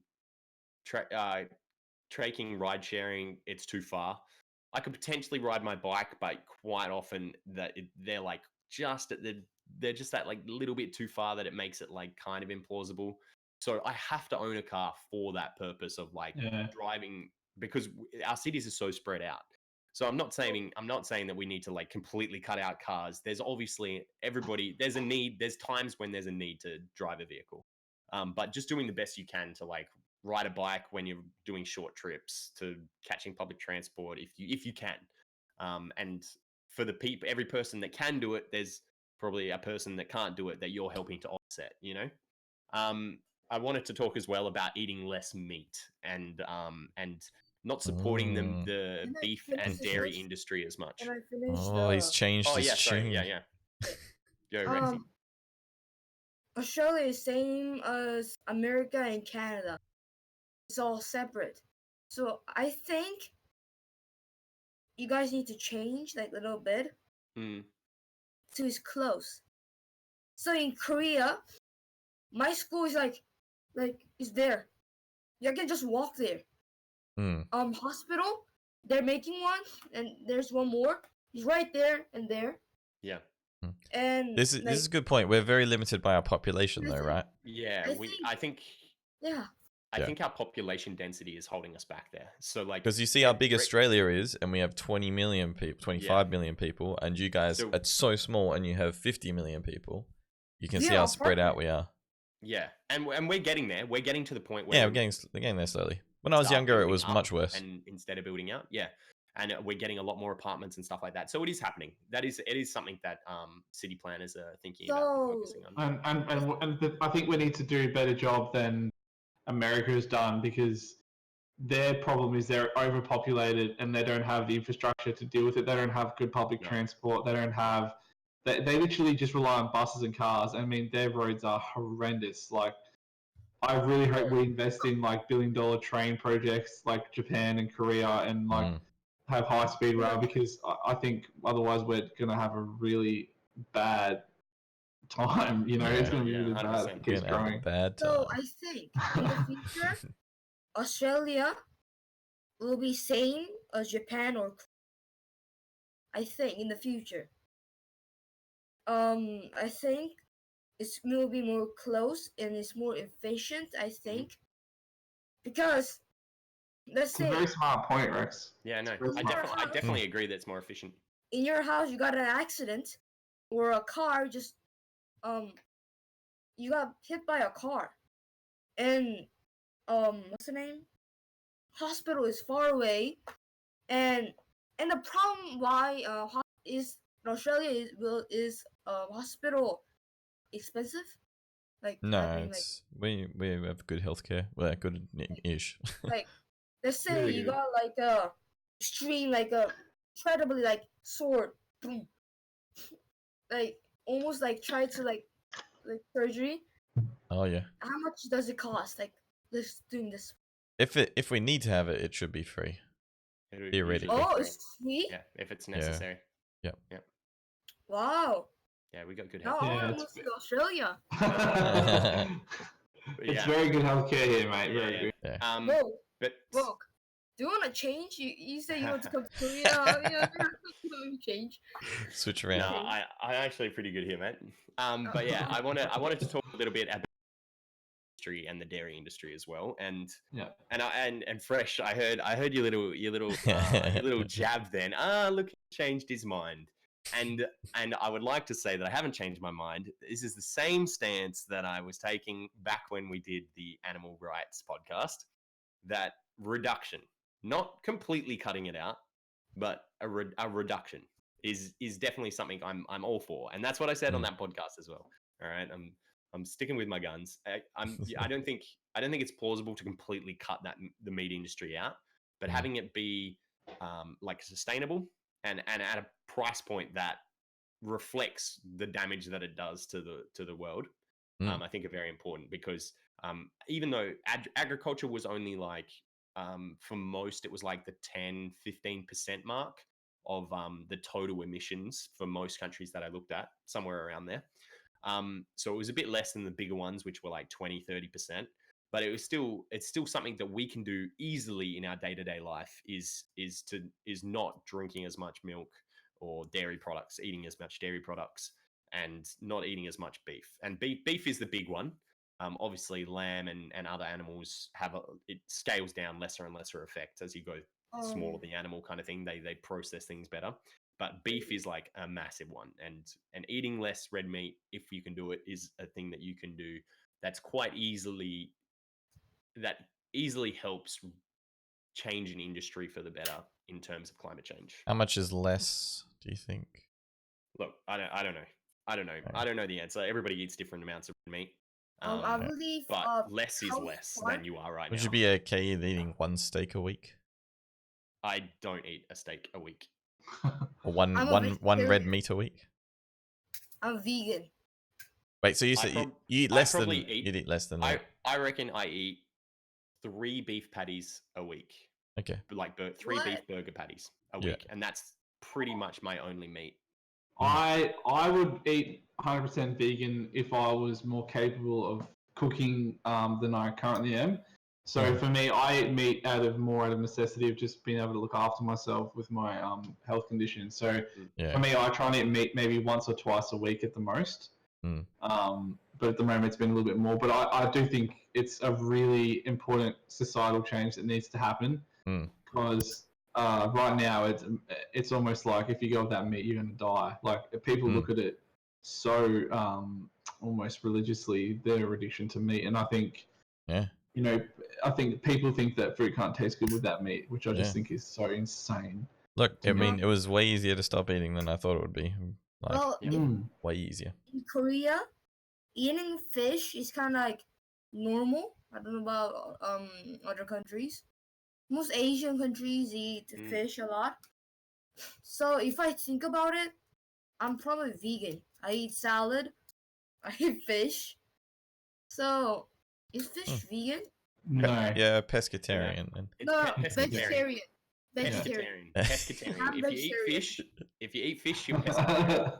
I eat egg. I eat cheese, but I don't eat meat. Fish is meat, so you pescatarian. Fish is meat. No, fish is dumb, so it doesn't include us. But however, I agree. Fish is not as smart as a cow. I searched it at Google. Some people think fish is not vegan, not vegetarian. But some people think it's vegetarian.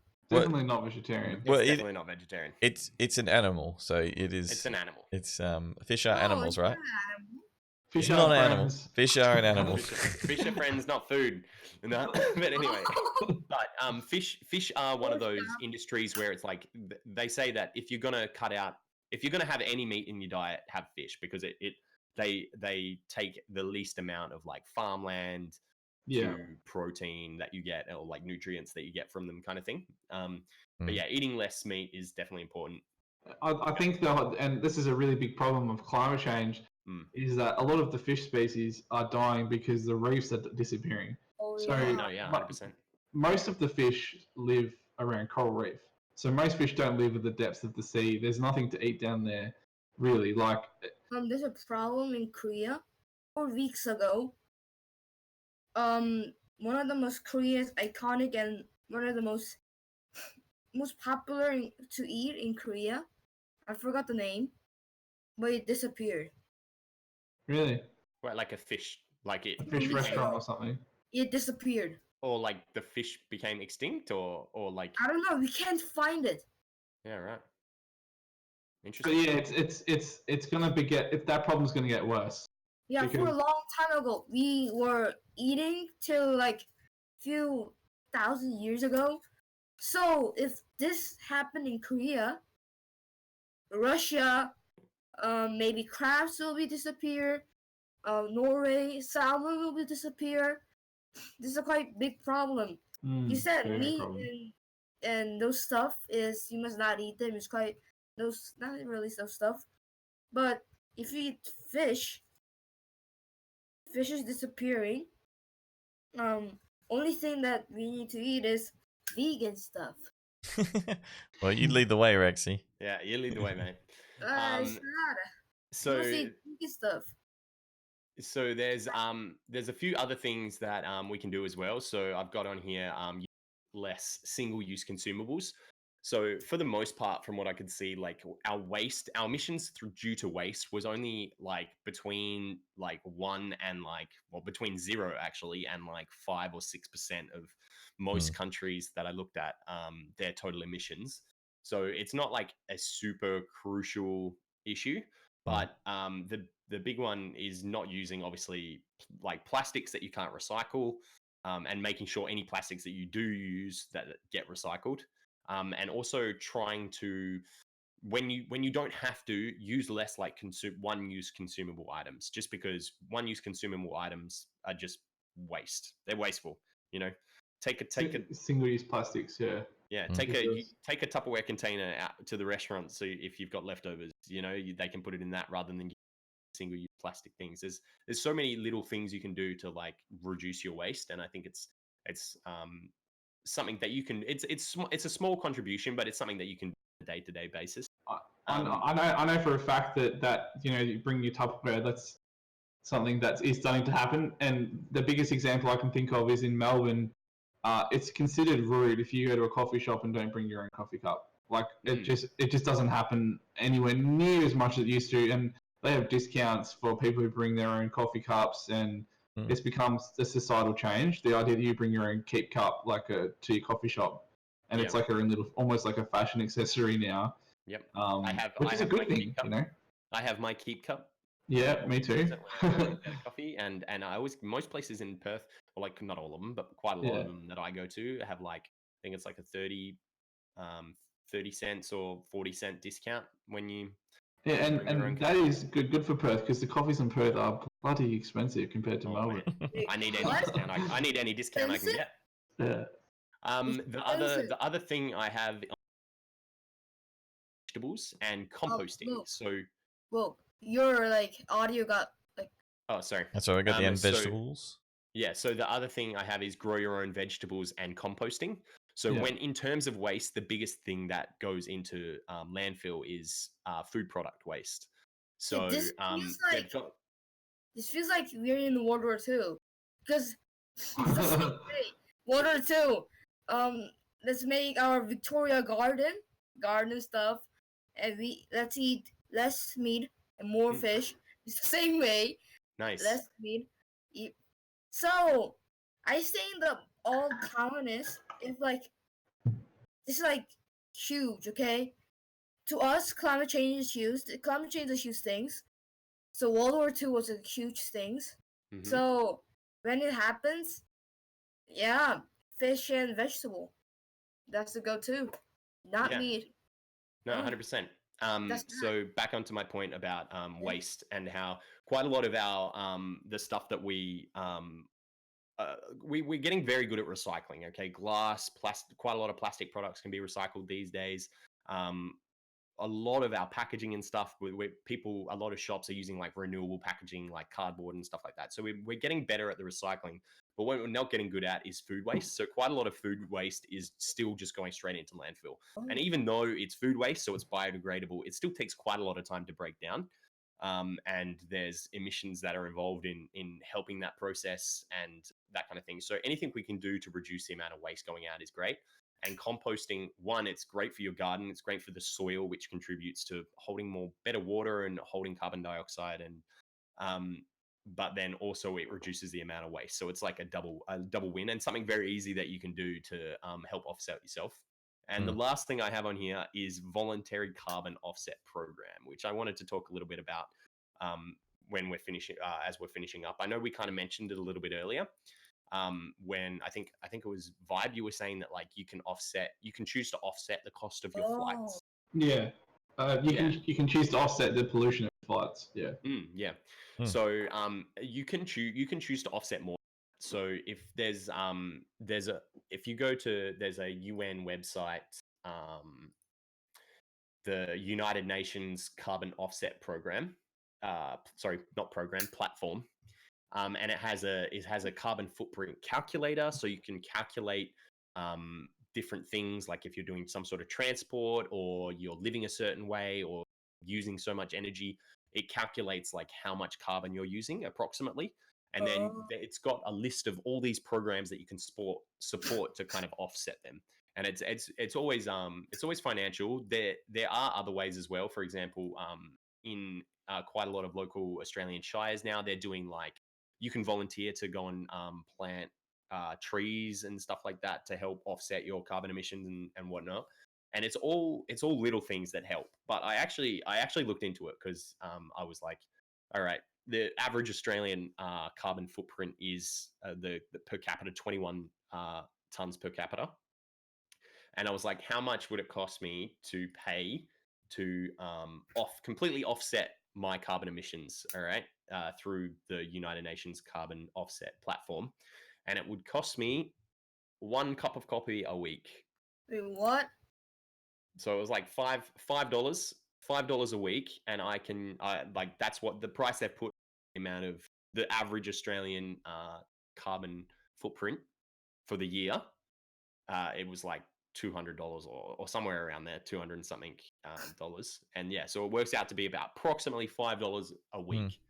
And if I was to put $5 a week, or you can do it as a lump sum towards, and it's all programs like, it's like investing in renewable energy schemes, or just like there's a whole lot of different programs on there that you can choose to put your money towards to help offset the carbon that you're yeah. And I think it's a really great idea. I don't know if it's taken off or not. I was looking into it and I thought it was really interesting, and I might potentially get on that. But have you guys ever heard about anything like this?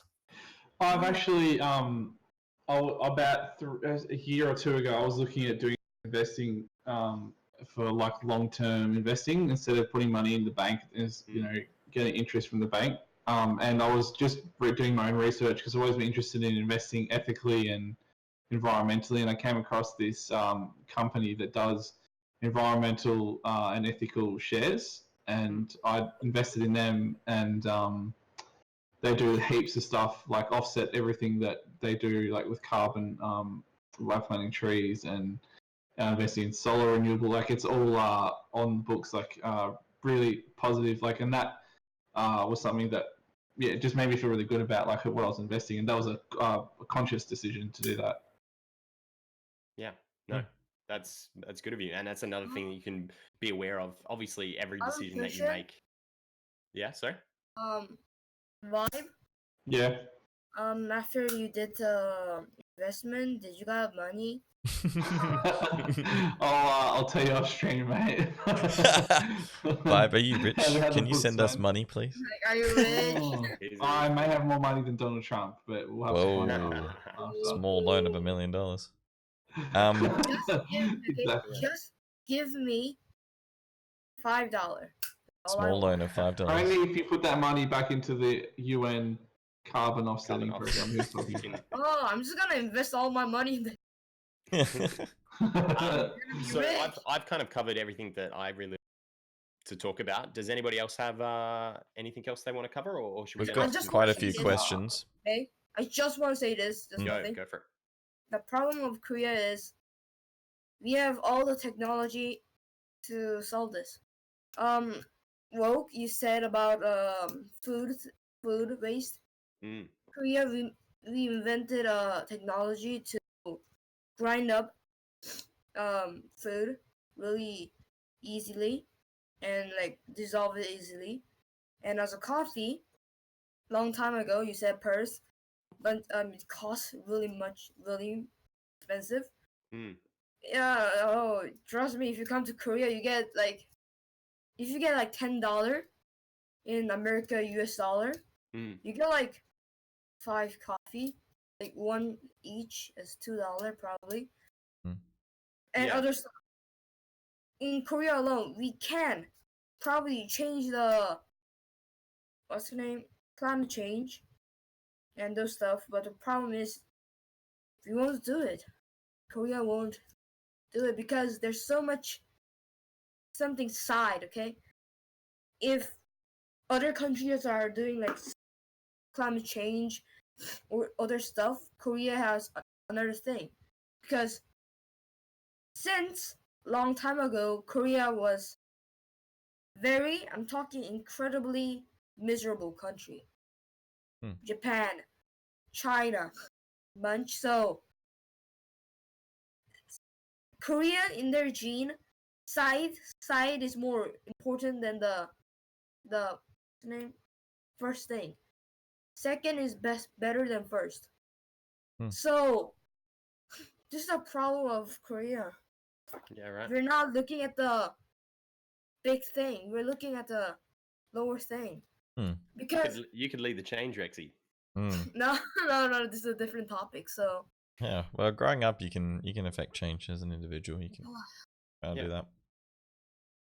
Oh yeah, we have a lot of questions. We have a lot of questions. I just want to let you guys know I haven't got a heap of time left, so try and get through them if we can. All right, let's smash through some questions, shall we? All right, first one from KJ said, I've heard people say climate change isn't going to ruin the Earth. The Earth is not dying and will do what it needs to continue.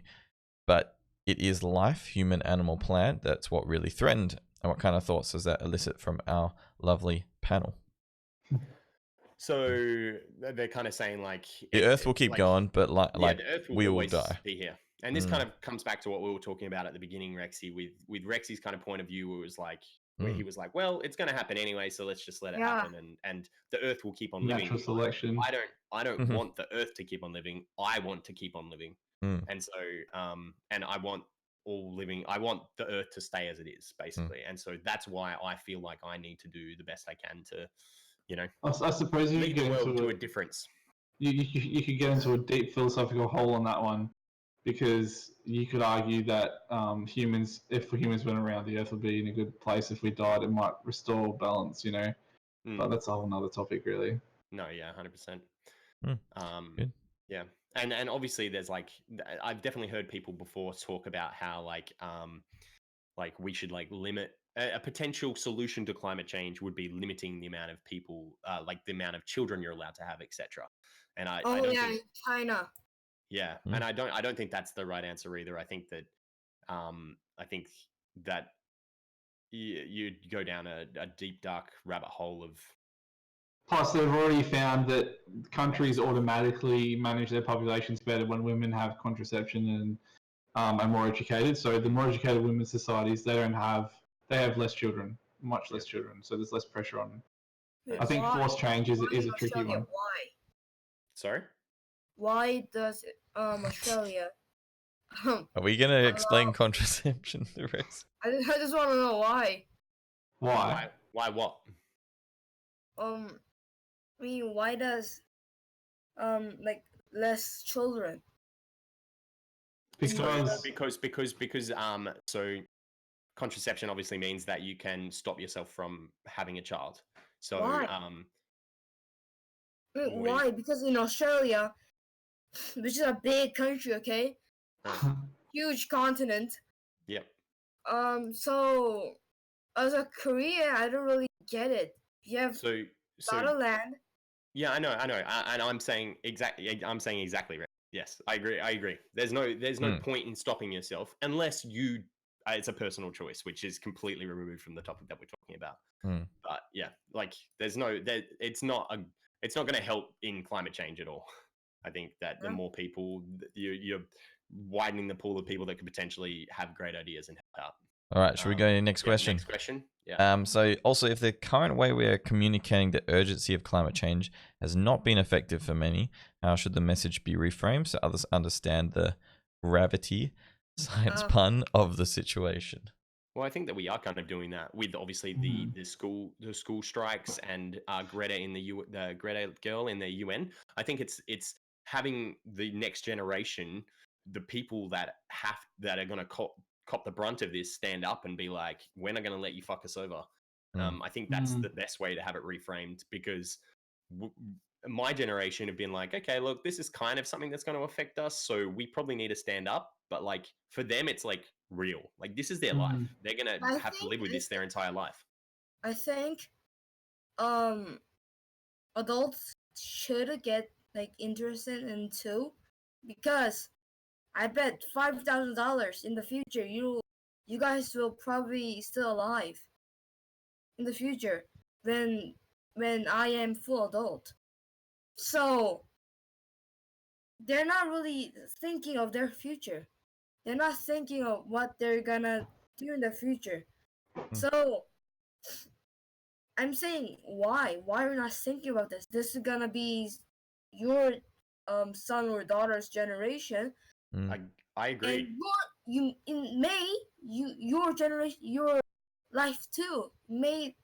Maybe. Okay, let's say you're 50. You're 50 And years old. You're a politician, and still, when I'm adult, they're gonna still alive. So yeah, and that's why so many of us are so frustrated, is because they should care, and for some reason they don't. Why aren't they? Yeah, because money is more important. Money, than that's caring. the reason. They grew up in a different time where there was a different focus, and they got taught and brought up in a different way to us. And I think their job was more important to them than the welfare of the world. And I think the less educated you are, the less choices you have to make.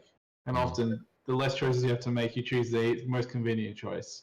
Yeah. The most convenient choice to them is their back pocket. I think And that's the what it money is now. is the problem. Yeah, I agree. Yeah.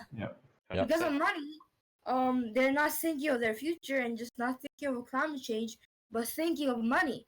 Because of that, they're dragged into the money, and money. We can make a difference, though, Rex. Money. Can't give up. All right, what's another question? Okay. Next one. I feel like this one got covered by what we were saying. It says, what can we do to make a difference and make the world better in the future? I feel like we covered that one. That was subbed also. Next one from Kelsey says, also like to know also how much different do you think we are really going to make in Viiibe as opposed to the giant corporation? Oh yeah, hold on. I think we did this. Hold on. Are you reading the questions, Rexy? Yeah. Okay, let me read the questions. They're the host, Rexy. I don't know what you're talking about. Okay. Like halfway through reading a question, Rexy's like, wait, I'm going to read a question. Next one was from Kelsey. You're right, there. Would also like to know how much difference do you think we're really going to make individually as opposed to the giant corporations? I think we did this. Yeah, a little bit. I think we kind of covered this, but I think that there's always a place for setting a standard, because it's like, how can we go to these corporations? Hey, you need to be held to account if we're not even holding ourselves to account. So I think there's so many examples of this in the past where people have stood up for slavery, or when the corporations held them in account, and like Anne Frank writing her journal about the things, like just all the different like scenarios that people have stood up. I think you definitely can make a difference. You got to walk the walk. Also, there's a little bit, and this was I was reading. It's like a social pressures. So it's like if the people around you see that you're doing something, it's raising awareness of the issue. It's they're potentially going to get aboard as well. So if you're boycotting a restaurant or something like that, or not a restaurant, if you're boycotting, I don't know, like a company, like a bank that supports the Adani mine or something. Yeah. Exactly. Then and you're talking to people about it, or that you're doing it, then there's some sort of social pressure as well. So I think we all have a part to play, and it's really important that we do our best to play it. When people all buy into the lie that individuals can't make a difference, that's when stuff goes wrong, because you need to. Everyone needs to individually. Like every single person needs to individually try and make a difference. It would be like if back in the day there was a plantation of slaves and there was like 20 slaves on one, and another dude had like 5 slaves, and he was like, all right, well, I'm going to keep my 5 because this guy's got 20, but you should really get rid of your slaves, mate. Like that's wrong having slaves. It's about, and that guy's got a far less percentage of slaves, but it's about making sure you're doing the right thing, walking the walk before you talk the talk. That's pretty standard for what people understand 100%. of the world. And you need to be buying with, like, you need to be acting so, like, with this in mind. When you are choosing a bank, don't choose a bank that's investing in the coal industry, and make that decision known to people. Tell people why you're doing things. And people always make a change. 100%. People always at first are opposed to change, but once it happens, eventually they just get used to it. So you always got to write out the tough part, and then people will make it work. Like the plastic bag, then I think people complained a lot about that. Oh gosh, that was crazy, man. Everyone hated that. Oh, my bags. What am I gonna do? I don't have plastic bags. Sorry, not everybody hated it. Old people, like older a lot of people, a lot of people like complain. But eventually now they have to get over it. Like, what are they going to do? No, it's gone now. Like nobody talks about it anymore. No, it's not making news. It's just normal. Anything else? Yeah, plenty. Also, that's where Woke, if you're going to shut down coal mines where like the majority is exported to other countries, specifically Asian countries. Right, Rexy, sorry, Rexy, I can't hear. Specifically Asian countries, how are we going to create renewable energy sources that is going to provide for those countries and keep their country running and exporting everything they make? Okay, because we could export renewables to them. Yeah, no, 100%. I'm not saying that I have all the answers, but I know that we are already slowly making advances into renewable energy sectors, and we're slowly, very, very slowly cutting back our coal industry production kind of thing. So it can be done. I'm just saying that we need to step it up. We need to be subsidizing the industries that we need, and what we need is we need renewable energy industry to thrive. So we need to be subsidizing them. We need to be creating investment opportunities for them, and we need to be slowly reducing our dependence on the coal industry. I'm not saying that it's going to happen overnight. I'm not saying we should just like shut down the coal industry. I'm saying that we need to. The government should have, and it's unbelievable that we don't have this already. A plan in place to remove us from the coal industry and our reliance on the coal industry in Australia. And the fact that there's no plan like that is like, what the hell are they doing? I honestly don't know what our government. A long-term plan. It's a joke. A long-term plan. I'm not saying like, oh, the next 4 years we're going to shut down all the coal mines. I'm saying there needs to be a plan. You know. I think, so Australia and Korea is like almost same alike. Like Korea is the future of Australia. If you see it, it's the same pattern. Korea had the same way. Maybe. In terms of population growth, I kind of get what you mean. Not the population growth. Okay. Korea has a coal mine, but that didn't happen. Like what you said, didn't happen. Instead, is that recent? Instead, that's a war. War happened. So war happened because the coal mine didn't happen. No, more like it's not really a war, but that led to a war. The Korean War. Yeah. That led to a Korean War, but like in the middle, there was like a rebellion of coal miners. Because a coal mine didn't happen. If you don't know, when Japan took Korea, Korean was like incredibly like down, okay, just straight down. Hell, okay, almost. Yeah. Almost you wouldn't imagine, okay. Many people die from it, so it's kind of sad, and you shouldn't really do it. Yeah, like you said, we should like slowly start to do that. But if that doesn't happen, it'll be same as Korea, Australia will. Rebellion start, or there will be suicide. Many people will suicide, or many people will like change the president or government or those stuff. So Australia has hope still, because Korea already happened. We can change it, but at least we changed a little bit. But about it, we can try to learn from mistakes of other countries that have had similar things happen to them. Yeah, no, 100%. Are there any more questions? Now we're good. We're good. Ooh. Damn. Yeah. I saw just quickly. I saw Kelsey saying something in chat just then about her question, where she was like, "I get what you're saying, but how do you?" Right now, we export coal by transporting the coal. How do you export renewable energy? And I don't know. My answer to that, I don't know everything about the industry, but I know that we're developing better and better storage batteries. So we can store the energy and then transport it that way. We could potentially develop new technologies like a direct line, a direct link to other countries to store and transport energy. You know, like I think that we need the government to invest into these industries to they need to promote investment into research in these industries so that we can get better and better technology around them. I'm not saying that the technology's there that we can just completely remove coal and replace it tomorrow, but I'm saying that we need to start now.